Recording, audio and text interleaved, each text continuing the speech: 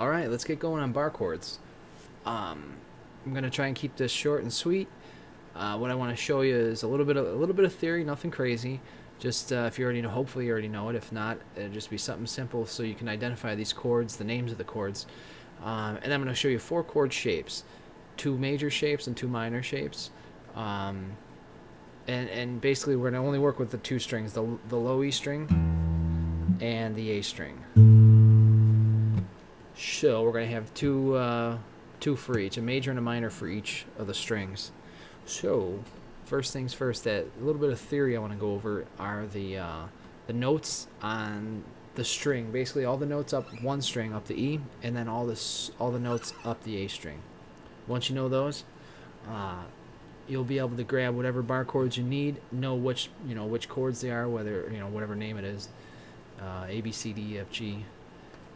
Where's my little cheat sheet here? There we go. So the way it's working is we're starting with the E string, and if you know any music theory at all, or even if you don't, I'm going to just tell you right now, there's a half step between E and F always, anywhere in music, in theory, on a piano, on a guitar, whatever. On the guitar, every fret is a half step, so E to F is a half step in music in general, in theory. So open is E, half step to F. It's a full step, so we got to skip a fret to get to G. Now, if you don't know, just real quick, it doesn't show on the chart, but the fret that you skipped in between F and G, that's your sharp or your flat, depending on what you want to call it. It's either F sharp or G flat. But anyways, you get these notes memorized: E, F, G, A, 7th fret B, 8th fret C, 10th fret D, and then you get back up to the 12th fret and it repeats. So basically where the double dot is on the 12th, you treat that as the nut, being the open E, and everything repeats again up top. You can't really see too well, but E, 13 is F, 15 is G, yada yada yada.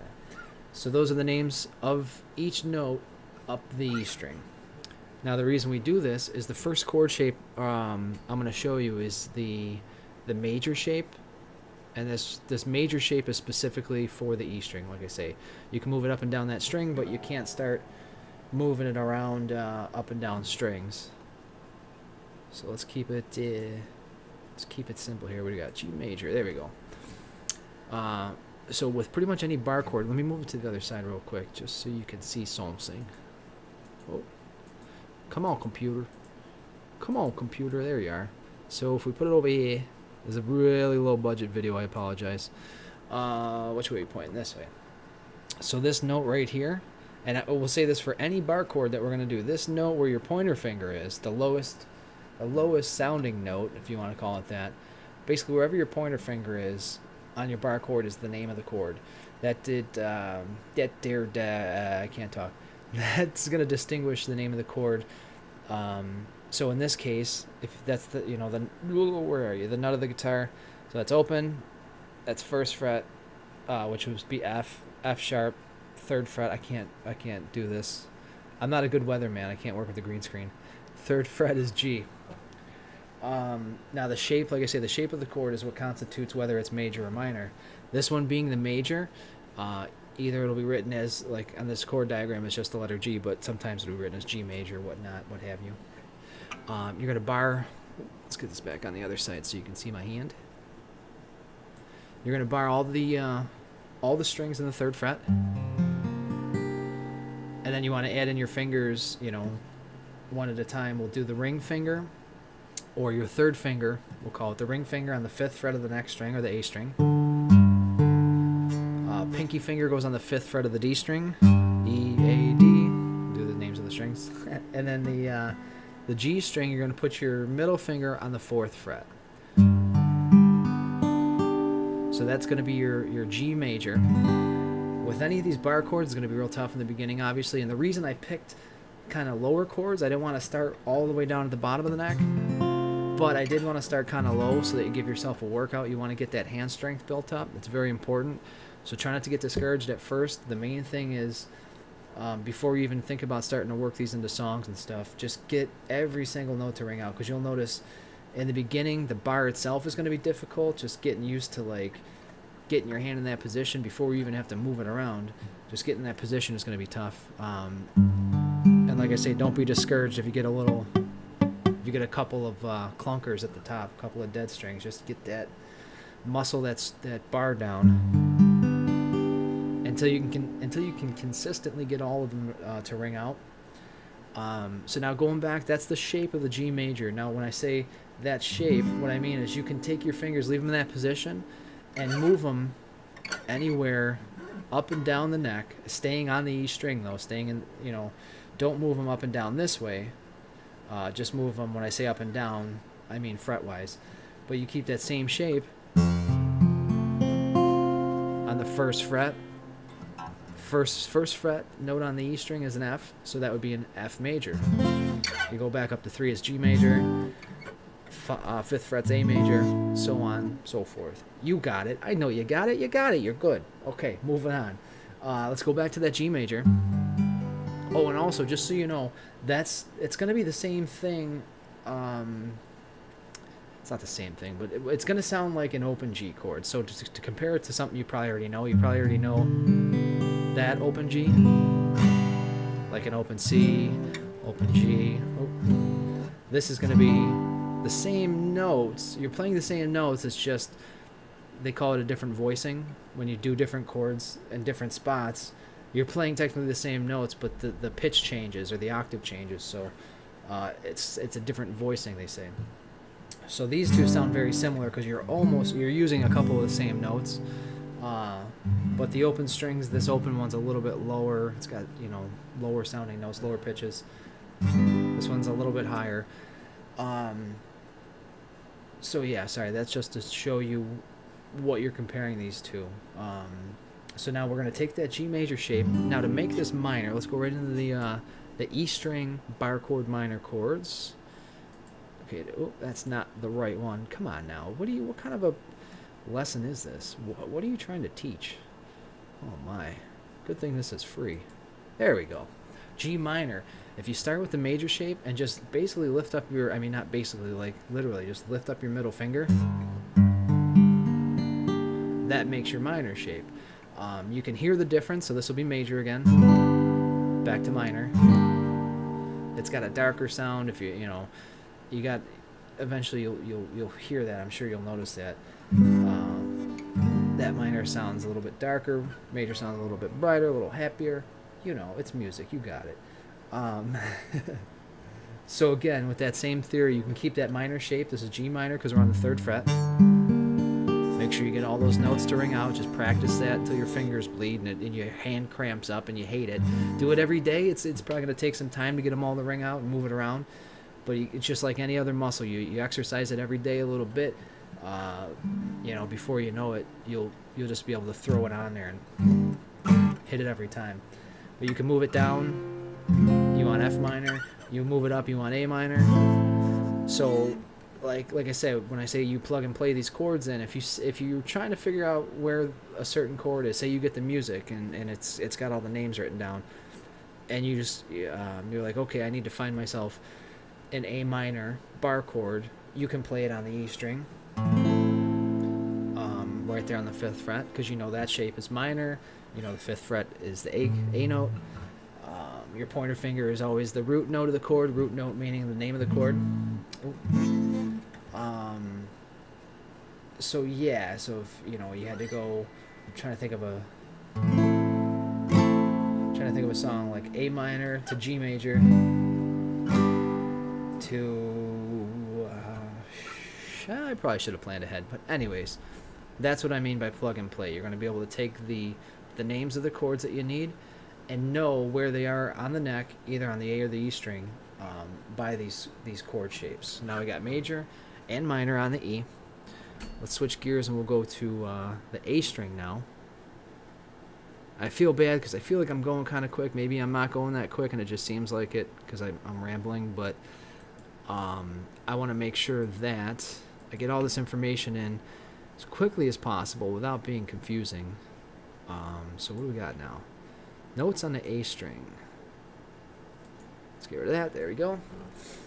Okay, so notes on the A string follow the same, theory whatever you want to call it, the same format. There's a half step between B and C and E and F. So we're going to start with the A string open as A, full step to B, half step to C. Now we're on the 3rd fret. I'm going to use, or no, I'm sorry, I used the E. For whatever reason, I could only find the E. Not for whatever reason. The best ones that I found, the simplest chord diagrams that I found were on the 7th fret. They were E. So we're going to go A, B, C. You would think this is the first time I ever made a lesson or tried to teach somebody something. D, 7th fret is E. So now we're on the A string, 7th fret. We know that's the E note from our diagram. Now, again, we're going to have a major shape and a minor shape, so we're going to start with the major. And when I say we're starting on the A string, that also means that we're not going to play the E string at all. We're going to mute that.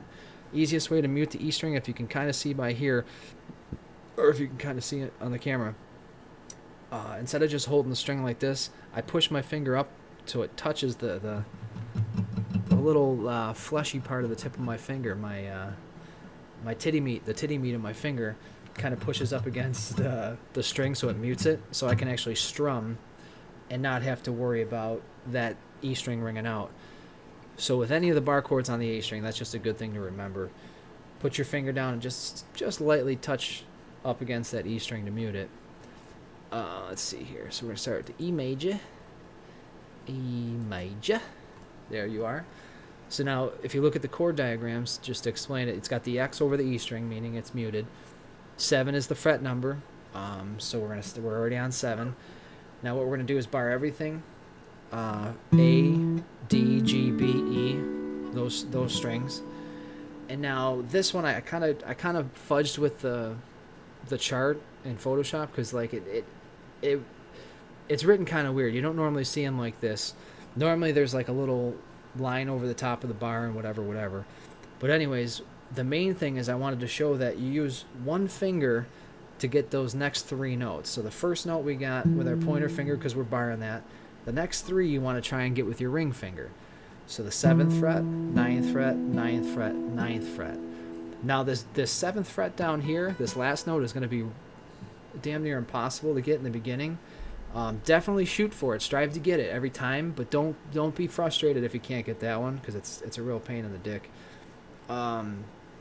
What I do, it took a lot of practice, but you get this ring finger so contorted in such a manner that it's basically, the meat of it is covering these 3 strings, but then it lifts up just before it hits this high E. But it's still a pain sometimes, especially on the acoustic.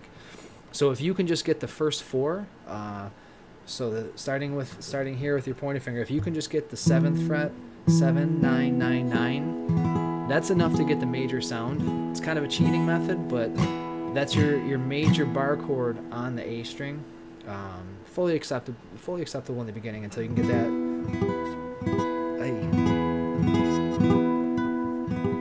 That's kind of half-assed it. It's still a pain.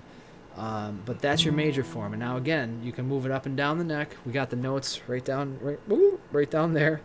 So we're on the 7th fret, which is E. If you want to play C major, drop it down to the 3rd fret. Same chord shape, you're still barring the same way. You want to get a D, you can move it up. D major. Oh Jesus, maybe I should learn how to play before I teach someone. There it is, kinda. And so on and so forth. A string, major form, major shape, bar chord. Now to get the minor, let's get back up to the E. We'll get back up to the 7th fret here. Very similar. The minor shape is very similar to the major shape on the E string. See, like this one, you see the numbers in the circles. That's meant to be your finger, the finger that you're using to play that note. I took those out of the previous diagram because they for whatever reason they had it in a really difficult. They were using like the hardest possible configuration. So, anyways, as if that wasn't even as if that even matters. This one is going to be 7th fret, bar in the strings, and like I said before, it's very similar to the major shape for the E string. It's going to be 7, and then ring finger on 9. We'll just do them one at a time. 7, ring finger on 9, pinky finger on 9, middle finger on 8. And then obviously you want to get that last note to ring out. Going to be a lot easier with this shape than it was with the last one. That's your minor shape when you're playing bar chords on the A string. Again, you can move them all over. This one's real popular when you're playing just open chords. Sometimes you'll see a B minor in songs, and the only way you can really get a B minor on guitar is right here, 2nd fret, starting on the A string. You do this minor shape. That's your B minor. And that, like I say, that's pretty much it for the basics. From there, you can start. I mean, that's going to take some doing to get your hand strength built up and to remember the shapes and the notes. It's going to take some time, so hammer away at that. But eventually, I'm saying you can jazz it up. Like this, the B minor, you can do little variations where you lift the pinky or move the pinky to a different spot. That's where you start getting the more jazzy and bluesy 7 chords, stuff like that, diminished chords. So that is, or this is where you want to start to get there. So again, hopefully that's a motivator. I'm trying to think if there's anything else I missed. I think that's pretty much it. And then, eventually you'll be able to.